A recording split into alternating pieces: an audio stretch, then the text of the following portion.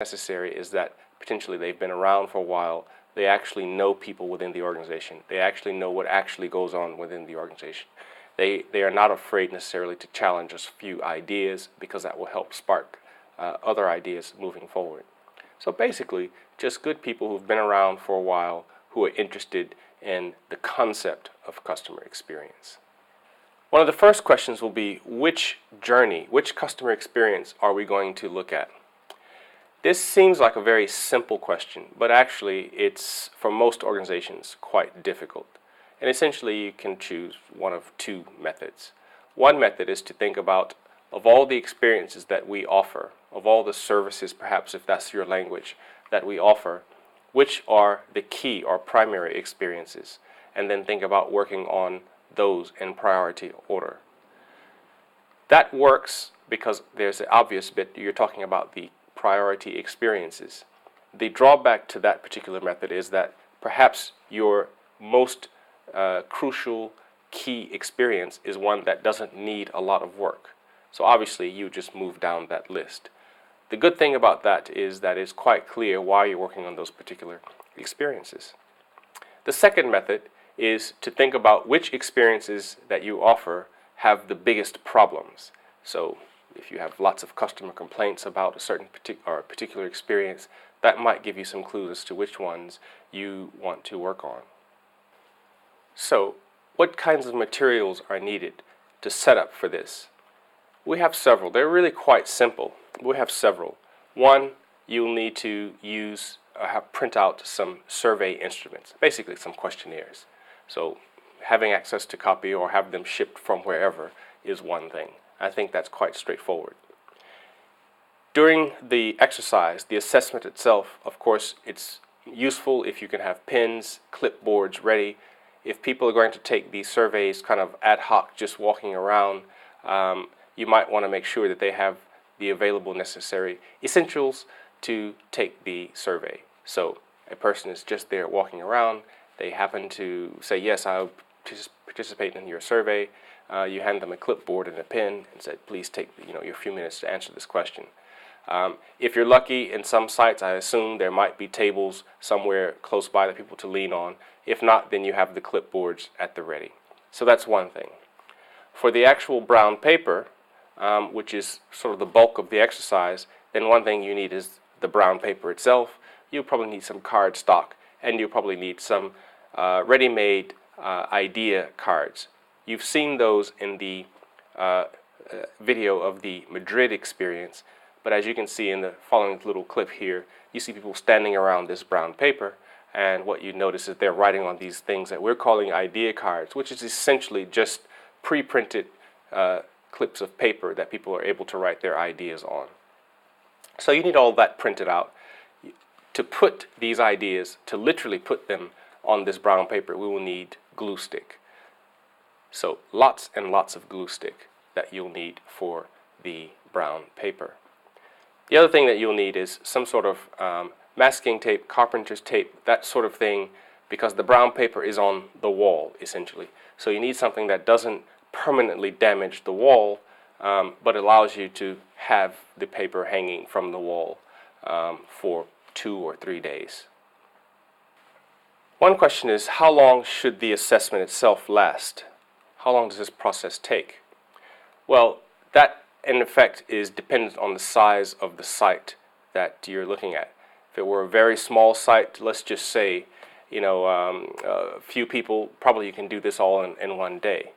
But as a general rule of thumb, let's think of it this way. When you have this brown paper up, roughly speaking, one person who's managing the brown paper, a practitioner, one practitioner, probably can handle something like 6 to 8, maybe 10 people at one time. Given that that means, roughly speaking, in a day, 80 or so people max can go through a brown paper, we're now saying if a site is going to have something like 80 people or more, slightly more, a day to 2 days is going to be enough. If you're thinking it's going to be a bit more than 80, 120, 150 people potentially coming through the site, then you might be thinking about 2 to 3 days. And again, if you're lucky enough to include actual customers participating as well, then you might want to increase that a bit.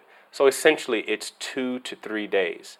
As a contingency, you might allow for 3 days, but knowing that you're definitely going to do it for 2 days. If you're at a very small site, 1 day probably is enough. So the rule is set at looking at how many people you think you might need to go through the site, how many people can go through the site, and of course hours is another thing. If the site is open beyond sort of 9 to 5, you might want to have some of the time where you're there during the after hours so that you capture that aspect of the experience as well. How many people should be involved in this? Well, we know we will have a practitioner who was trained to do this exercise. They have already been through the exercise when we did the pilot study in Madrid. They may, of course, need help with on-site staff. And by this help, we really mean a point person or two on-site who can help recruit people who sort of know, if it's in a different language, who may know that language, who can help out recruiting employees to participate, who can help set up meetings and so forth, telephone conferences ahead of the actual assessment itself. So actually, I think you need at least one person on site who's helping out on this. That person, of course, should be nominated and approved by the management of the site so that they actually can spend time doing some of this work. How much time is needed? While the actual brown paper is going on, the practitioner is the main and primary person who's staffing, who's basically manning the brown paper itself. But the on-site person may be there, probably is the person who's going to help and do most of the recruiting of customers. They know their people well enough, so that person is there. So essentially, during the assessment phase, the on-site person should be there, if at all possible, right along with the practitioner. Before the actual exercise, what probably needs to happen is the practitioner is sending in, for example, the Madrid video, which demonstrates the kind of work that we're doing. The on-site person can show this around to colleagues, the management at the site, to say, this is what will be happening here. We need you guys to participate. Each site will have a slightly different method of getting people to participate. At some sites, I assume they might need to be scheduled, as in you 5 people will come here at 10 o'clock in the morning and spend an hour. The next 5 comes at 11, and so on and so forth. At other sites, it will be much more open. We have this brown paper, and can you guys just come by and turn up for the brown paper while it's there? A bit more ad hoc. Another question is, where do we place the brown paper itself? Where does the brown paper actually go? The best option is to have it in a high traffic area at the site. So a hallway leading to the cafeteria or the toilets, for example.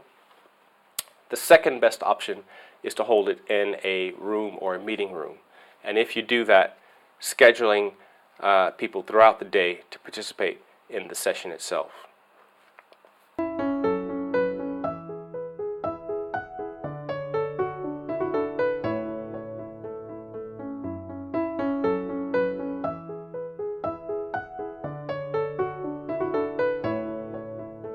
So, how much space is required? Once you've decided on the experience, that experience will then need to be broken down into a number of steps. The practitioners will work with the on-site expert to determine the steps in that process. These are usually quite logical. We're talking 6 to 8 steps, potentially a few more. It's not a big issue. I think at the Madrid site we had something like 10 or 12 steps. We don't want 20, 25 steps. We don't want 2 or 3. Something in between reasonable makes sense. So for each step, we're going to have essentially a panel